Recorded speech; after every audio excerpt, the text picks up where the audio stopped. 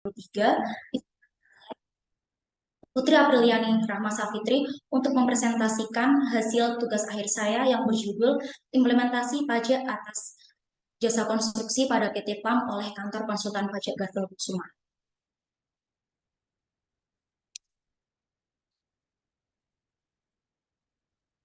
Memasuki poin yang pertama yaitu latar belakang. Pembangunan di Indonesia sangatlah penting untuk mensejahterakan masyarakatnya. Pembangunan tidak akan tercapai apabila tidak ada kerjasama antara masyarakat dengan pemerintah. Sumber biaya pembangunan yang paling besar bersumber dari pajak. Pajak merupakan kontribusi wajib kepada daerah yang terutang oleh orang pribadi atau badan yang sifatnya memaksa dengan tidak mendapatkan imbalan secara langsung. Pajak dalam pengelompokannya dibagi menjadi dua, pajak pusat dan pajak daerah. Pajak pusat merupakan pajak yang dikelola langsung oleh pemerintah pusat, dalam hal ini Direktorat Jenderal Pajak. Sedangkan pajak daerah merupakan pajak kontribusi wajib kepada daerah yang terutang oleh orang pribadi atau badan yang sifatnya memaksa dengan tidak mendapatkan imbalan secara langsung. Salah satu pajak yang berkontribusi terhadap dalam melakukan pertumbuhannya, PT PAM dibantu oleh Kantor Konsultan Pajak Gartil Kusuma sehingga dikategorikan sebagai sistem holding system. Selanjutnya, rumusan masalah. Bagaimana implementasi pajak atas jasa konstruksi pada PT PAM oleh Kantor Konsultan Pajak Gartil Kusuma? Selanjutnya, bab 2 terkait tinjauan pustaka. Yang pertama, definisi implementasi. Implementasi menurut Kamus Besar Bahasa Indonesia merupakan pelaksanaan atau penerapan. Sedangkan menurut Mulia di tahun 2015, implementasi mengacu pada suatu tindakan untuk mencapai tujuan yang telah ditentukan dalam suatu keputusan. Yang kedua, pajak penghasilan pasal 4 ayat 2. Pajak penghasilan pasal 4 ayat 2 ini merupakan penghasilan yang berupa bunga, deposito, dan tabungan-tabungan lainnya. Kemudian penghasilan berupa transaksi atas saham dan sekuritas-sekuritas lainnya dari bursa efek, dan penghasilan tertentu lainnya. Selanjutnya, pajak pertambahan nilai.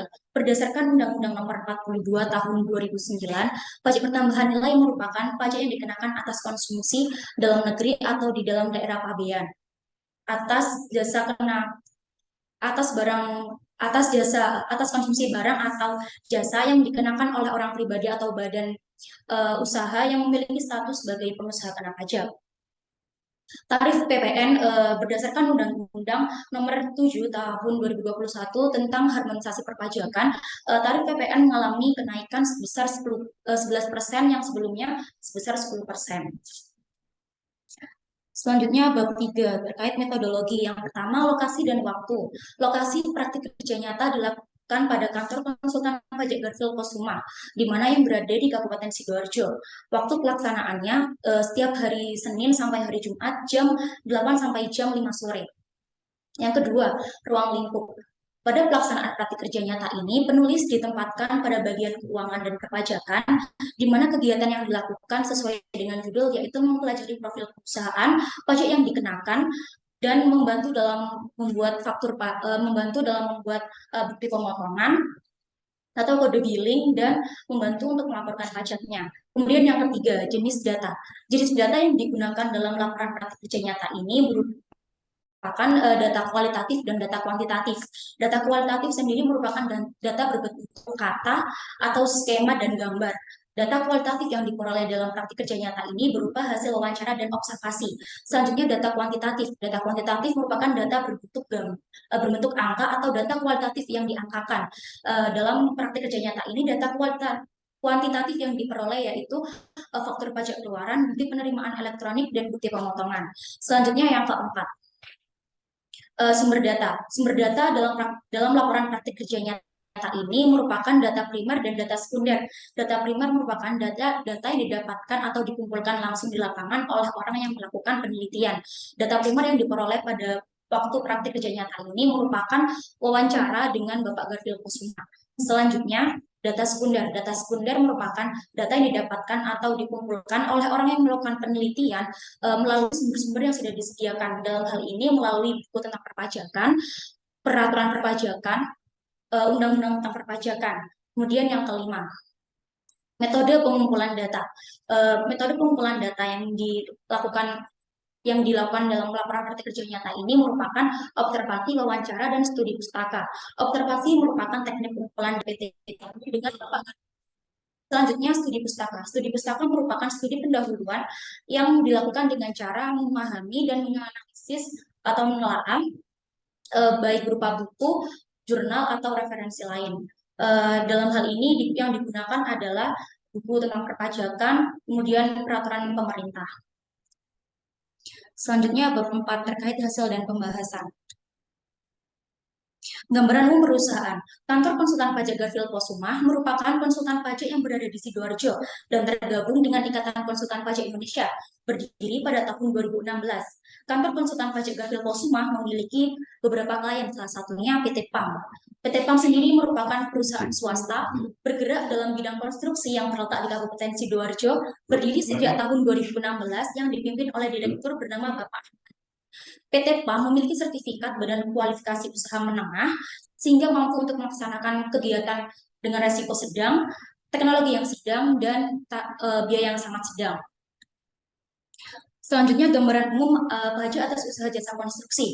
Yang pertama, pajak penghasilan pasal 4 ayat 2 diatur dalam Peraturan Pemerintah Nomor 9 Tahun 2022 tentang perubahan kedua atas Peraturan Pemerintah Nomor 51 Tahun 2008 tentang pajak penghasilan atas penghasilan dari usaha jasa konstruksi. Nah, dalam hal ini mengalami perubahan tarif, di mana peraturan terbaru mengalami penurunan tarif seperti yang ada di layar. Selanjutnya, gambaran umum pajak atas usaha jasa konstruksi, pajak pertambahan nilai. Pajak pertambahan nilai atas usaha jasa konstruksi merupakan pungutan yang dikenakan pada sebuah transaksi jasa konstruksi dan bagian dari pajak pertambahan nilai atas penyerahan jasa kena pajak. Selanjutnya, implementasi PPh pasal 4 ayat 2. Yang pertama, perhitungan pajak penghasilan pasal 4 ayat 2. Perhitungan PPh ini diambil oleh penulis pada bulan Januari tahun 2022, di mana PT PAM melakukan kontrak untuk melaksanakan proyek dari PT CGC Indonesia. PT PAM merupakan penyedia jasa pada bidang konstruksi, di mana PT PAM mempunyai sertifikat badan usaha menengah 1 sehingga dikenakan tarif sebesar 3%. Dalam perhitungannya, PT CGC Indonesia menggunakan Peraturan Pemerintah Nomor 51 Tahun 2008. Berikut merupakan perhitungan pajak penghasilan pasal 4 ayat 2. Nilai kontrak yaitu sebesar Rp973.554.175 dengan tarif PPh besar 3%, sehingga pengenaan pajak penghasilan pasal 4 ayat 2 tarif dikalikan jumlah bruto sehingga sebesar Rp29.206.625. Selanjutnya, pemotongan pajak penghasilan pasal 4 ayat 2. Pemotongan pajak penghasilan pasal 4 ayat 2 dilaksanakan oleh penerima jasa pada saat pembayaran, sehingga dalam hal ini penerima jasa merupakan pemotong pajak. Dalam kasus ini, PT JGJ Indonesia merupakan perusahaan yang menerima jasa dari PT PAM sehingga wajib untuk melakukan pemotongan pajak penghasilan pasal 4 ayat 2. Sebelum melakukan pemotongan, PT PAM wajib untuk mengeluarkan faktur pajak untuk diberikan kepada PT CGJ dalam atas transaksi jasa kena pajak. Sehingga PT JGJ Indonesia dalam melakukan pemotongan PPh pasal 4 ayat 2 sesuai dengan faktur pajak yang dikeluarkan. Berikut merupakan mekanisme pemotongan pajak penghasilan pasal 4 ayat 2. Yang pertama, PT PAM mengeluarkan faktur pajak dua rangkap. Yang pertama, satu rangkap digunakan untuk PT JGJ Indonesia. Setelah itu, PT JGJ Indonesia melakukan pemotongan PPh pasal 4 ayat 2 dengan tarif sebesar 3%. Setelah melakukan pemotongan, PT JGJ Indonesia membuat bukti pemotongan melalui aplikasi ISPT PPh pasal 4 ayat 2. Setelah itu, bukti pemotongan dibuat dalam dua rangkap. Rangkap satu digunakan pada PT PAM sebagai bukti bahwa PT CGJ Indonesia telah melakukan pemotongan PPh pasal 4 ayat 2. Selanjutnya, penyetoran PPh pasal 4 ayat 2. Penyetoran PPh pasal 4 ayat 2 dilakukan oleh penyedia jasa dengan status pemotong pajak. Apabila penerima jasa tidak sebagai pemotong pajak, maka penyetoran PPh pasal 4 ayat 2 disetorkan oleh penerima penghasilan. Penyetoran pajak penghasilan memiliki batas waktu tanggal 10 pada bulan berikutnya. Penyetoran PPh pasal 4 ayat 2 dapat dilakukan dengan dua cara. Yang pertama, melalui bank resepsi atau kantor pos, dan yang kedua melalui online banking. Pada kasus ini, PT JGJ Indonesia melakukan penyetoran melalui bank resepsi. Berikut merupakan mekanisme penyetoran PPh pasal 4 ayat 2. PT JGJ Indonesia melakukan pembuatan kode billing. Pembuatan kode billing dilakukan melalui DJP online. Dalam melakukan penyetoran, PPh Pasal 4 Ayat 2 dilakukan melalui bank persepsi dengan menggunakan kode billing. Setelah melakukan penyetoran, maka akan mendapatkan bukti potong dan nomor NPWP. Selanjutnya, pelaporan pajak penghasilan Pasal 4 Ayat 2. Sebagai pemotong, wajib untuk melaporkan pajak penghasilan Pasal 4 Ayat 2. Batas pelaporan pajak penghasilan Pasal 4 Ayat 2 pada tanggal 20 bulan berikutnya. Apabila penyetor tidak melakukan pelaporan, maka akan dikenakan sanksi administrasi sebesar 100.000. Dalam hal ini, PT JGJ Indonesia melakukan pelaporan pajak penghasilan Pasal 4 Ayat 2 yang dilakukan melalui aplikasi e-filing. Selanjutnya, implementasi pajak pertambahan nilai. Yang pertama, perhitungan pajak pertambahan nilai.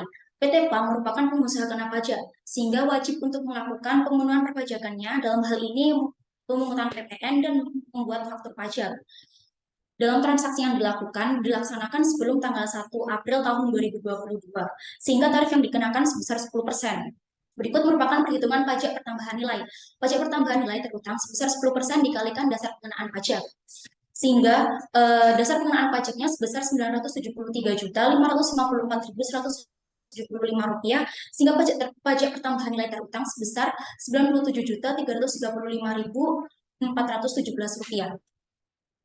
Selanjutnya, pemungutan pajak pertambahan nilai. Setelah melakukan perhitungan, PKP wajib melakukan pemungutan pajak pertambahan nilai atas penyetoran jasa kena pajak. Yang pertama, PT PAM menerbitkan faktur pajak dan SSP, di mana kode faktur pajak 01 yang memiliki arti penyerahan BKP atau JKP. Setelah itu, PT JKJ Indonesia melakukan penandatanganan di SSP sebagai penyetor atas nama PT PAM.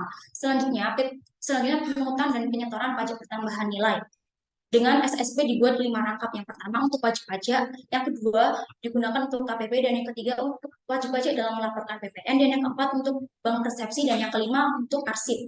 Setelah itu SSP lembar 1 dan 2 diberikan cap kontrak pembendaraan negara telah dibuka. Selanjutnya, pelaporan pajak pertambahan nilai. Sebagai PKP, wajib untuk melakukan pelaporan pajak pertambahan nilai. Batas pelaporan pajak pertambahan nilai pada akhir bulan berikutnya. Apabila PKP tidak melakukan pelaporan pajak pertambahan nilai, maka dikenakan sanksi administrasi sebesar Rp500.000. Dalam hal ini, PT PAM melakukan pelaporan pajak pertambahan nilai melalui laporan faktur, sehingga faktur pajak yang dikeluarkan oleh PT PAM merupakan faktur pajak keluaran yang tidak dapat dikreditkan pada akhir tahun. Selanjutnya, bab 5 kesimpulan dan saran. PT JKJ Indonesia sebagai penerima jasa wajib pajak melakukan proses penghitungan PPh Pasal 4 Ayat 2 dengan tarif 3%. Pemotongan dilakukan oleh PT JKJ Indonesia melalui ISPT. Yang kedua, penyetoran PPh Pasal 4 Ayat 2 diawali dengan pembuatan kode billing melalui DJP online, digunakan sebagai bukti pembayaran, dan wajib melakukan pelaporan melalui e-filing. Yang ketiga, PT PAM adalah pengusaha kena pajak, sehingga wajib untuk melakukan perhitungan PPN dengan tarif 10%. Pihak penyedia jasa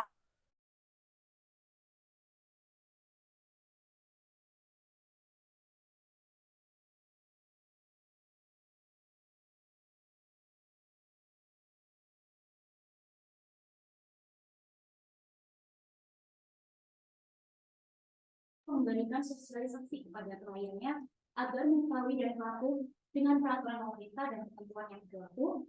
Yang kedua, kepada PT PAM diharapkan untuk lebih update terkait perubahan aturan terbaru dari peraturan dari pemerintah, sehingga dalam melakukan perpajakannya dapat sesuai dengan aturan terbaru dan dapat meminimalisir kesalahan-kesalahan yang bisa terjadi. Terima kasih, sekian presentasi dari saya. Mohon maaf apabila ada kesalahan kata. Wassalamualaikum warahmatullahi wabarakatuh. Saya serahkan kembali kepada Bapak Ibu.